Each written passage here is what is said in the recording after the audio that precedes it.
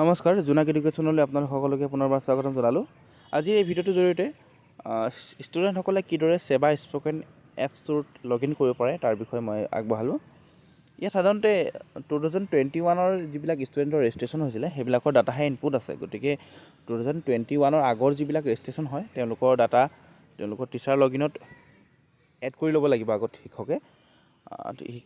তাৰ কাৰণে আপোনালোকে ব্ৰাউজাৰৰ পৰা সেবা স্পকেন ইংলিছ আপুনি টাইপিং কৰিব। তাত আপোনালোকে টিচাৰ লগ ইনত আপোনালোকে প্ৰথমে লগ ইন কৰি ল'ব। আৰু লগ ইন কৰাৰ পাছত আপোনালোকৰ ইয়াত এক্টিভ ষ্টুডেণ্টছ আৰু কিমান আছে বা কিমান এক্টিভ আছে তাৰ বিষয়ে চব ডাটা ওলাই থাকে। প্ৰথমে আপোনালোকে আপোনাৰ যিটো মোবাইলৰ ব্ৰাউজাৰ ডেস্কটপ ব্ৰাউজাৰ কৰি ল'ব পাৰিব। তাৰপাছত আপোনালোকে প্ৰথমে যিটো ৰেজিষ্ট্ৰেশ্যন কৰিছিলে আৰু ৰেজিষ্ট্ৰেশ্যন কৰাৰ জৰিয়তে আপোনালোকে লগ ইন যেতিয়া কৰিব তাত সাধাৰণতে আপোনালোকে তাৰ দেখিব এক্টিভ ষ্টুডেণ্টছ এইটো ওলাই থাকিব। সাধাৰণতে এক্টিভ ষ্টুডেণ্ট কিমানকেইটা আছে তাত দেখা দিব।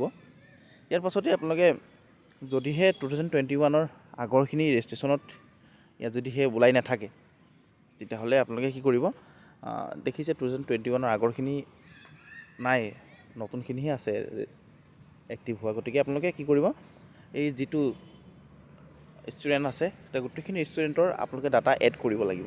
আৰু ডাটা এড কৰিবৰ কাৰণে আপোনালোকৰ যিটো ওপৰত আছে স্ক্ৰীণত এড ষ্টুডেণ্ট বুলি এটা অপশ্যন থাকিব। ষ্টুডেণ্ট অপশ্যনত যাব আৰু ষ্টুডেণ্ট অপশ্যনত ক্লিক কৰাৰ পাছত আপোনালোকে এটা এড ষ্টুডেণ্ট বুলি দেখিবলৈ পাব। আৰু সেই এড ষ্টুডেণ্টত যেতিয়াই ক্লিক কৰে তেতিয়াহ'লে তাত বিভিন্ন ধৰণৰ ডাটা ষ্টুডেণ্টৰ ফিল আপ কৰিব লগা হয়। নাম হওক, ৰেজিষ্ট্ৰেশ্যন নম্বৰ হওক, গোটেইখিনি আপোনালোকে ফিল আপ কৰিব। আৰু ফিল আপ কৰি কিনে গতিকে ইয়াৰ পাছত যিসকল 21 আগৰ ৰেজিষ্ট্ৰেশ্যন কৰা আছিল তেওঁলোকেও পুনৰ এপটোৰ ব্যৱহাৰ কৰিবলৈ সক্ষম হ'ব।